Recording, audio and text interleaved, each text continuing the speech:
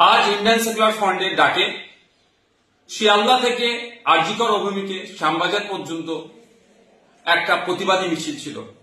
আরজিকর কাণ্ডে ব্যর্থ এবং প্রিয়াঙ্কা হাসদার খুনিদের গ্রেফতার করতে ব্যর্থ, পুলিশি অরাজকতা, পুলিশি নির্যাতনের খুন, স্বাস্থ্য ব্যবস্থায় যে তলানিতে চলে গিয়েছে, আইন শৃঙ্খলা রক্ষা করতে ব্যর্থ রাজ্যের পুলিশ মন্ত্রী ও রাজ্যের স্বাস্থ্যমন্ত্রীর পদত্যাগের দাবি নিয়ে আমরা এক প্রতিবাদী মিছিলের ডাক দিয়েছিলাম।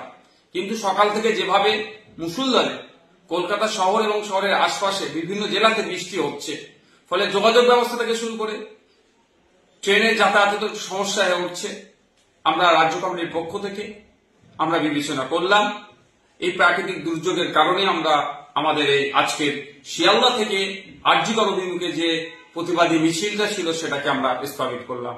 অতি শীঘ্রই পরবর্তী তারিখ আপনাদের জানিয়ে দেওয়া হবে।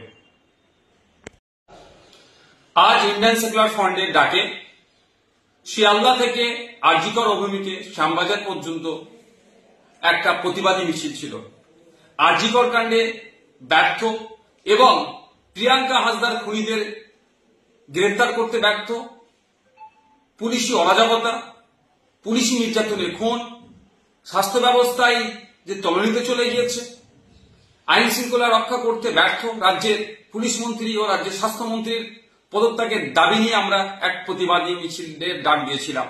কিন্তু সকাল থেকে যেভাবে মুষলধারে কলকাতা শহর এবং শহরের আশপাশে বিভিন্ন জেলাতে বৃষ্টি হচ্ছে, ফলে যোগাযোগ ব্যবস্থা থেকে শুরু করে ট্রেনের যাতায়াতে সমস্যা হয়ে উঠছে, আমরা রাজ্য কমিটির পক্ষ থেকে আমরা বিবেচনা করলাম এই প্রাকৃতিক দুর্যোগের কারণে আমরা আমাদের এই আজকের শিয়ালদা থেকে আরজিকর অভিমুখে যে প্রতিবাদী মিছিলটা ছিল সেটাকে আমরা স্থগিত করলাম।